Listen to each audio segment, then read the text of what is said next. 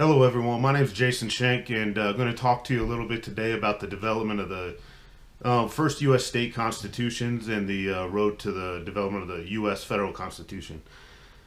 Um, Basically, my dissertation topic is going to revolve around the concept and the development of both gun rights and gun control. And specifically, I'm going to look at six individual states and how that history progressed, as well as federal. Um, what we find in history quite often is a bias or a collective memory that clouds or muddies the actual history of events.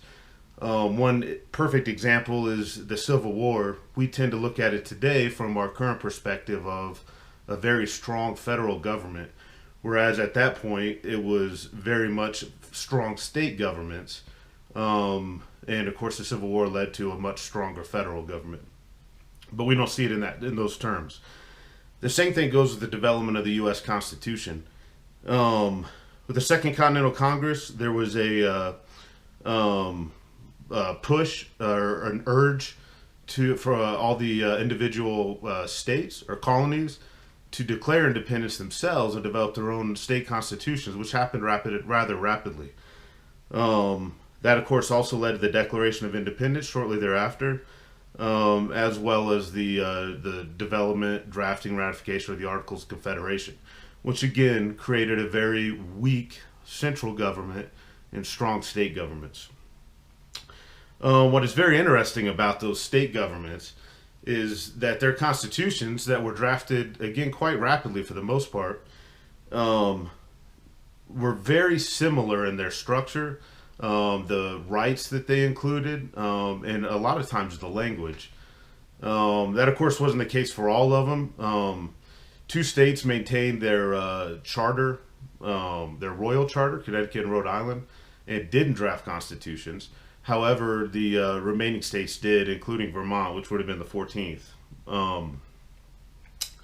The my project here looks specifically at the development of those state constitutions and the kind of language that was involved, the kind of rights, and also the structure of government.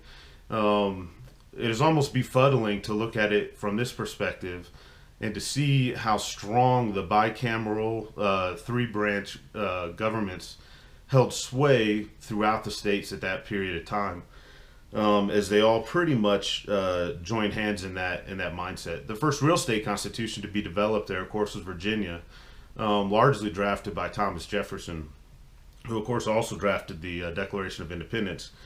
And they were the first one to really adopt a strong three-branch bicameral government, representative republic that is what we would see today in the U.S. Constitution.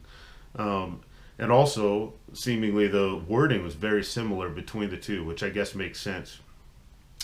Another thing that we lose sight of, New Hampshire was actually the first constitution drafted. It was done early in 1776, but was very weak and just changed their structure of government because they had a bit of a catastrophe at the state level. But the Virginia Constitution came shortly after the Declaration of Independence and really set forth the example that we would see come forth to the Constitution.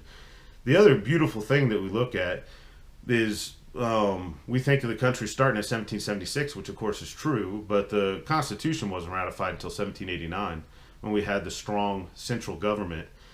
And that period in there from Virginia in 1776 until 1789 gave the perfect learning laboratory for political scientists, if you will, or the individuals that would participate in the Constitutional Convention and also the ratification conventions of their own states, to look at the previous decade plus and see what worked, what didn't work, what they could improve on, what was obviously a failure.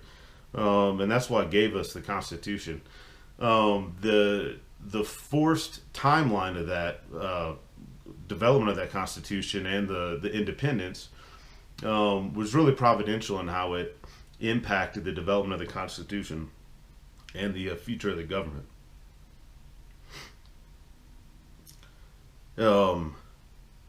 The also the with the Bill of Rights, the individual states were very serious about the fears that they had from a federal government and what rights they needed to protect to the states themselves, but also to the individuals of those states. And of course, that bore itself out in the fairly quick ratification of the Bill of Rights in 1791.